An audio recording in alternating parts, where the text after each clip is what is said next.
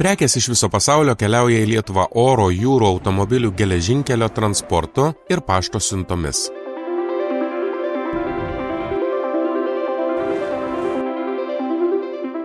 Lietuvos muitinė – tai institucija, kuri prisideda prie sąžiningos ir atviros prekybos skatinimo ir siekia, kad visos įvežamos prekės atitiktų teisės aktų reikalavimus, kad importuojamos prekės būtų deklaruotos ir apmokestintos.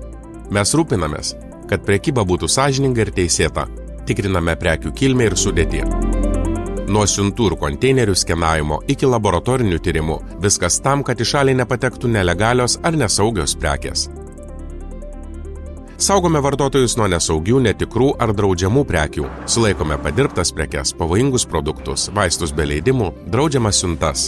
Muitinė kasmet surinktų 100 milijonų eurų mokesčių, muitas, PVM, akcizas, grąžina visuomeniai, švietimui, sveikatai, saugumui.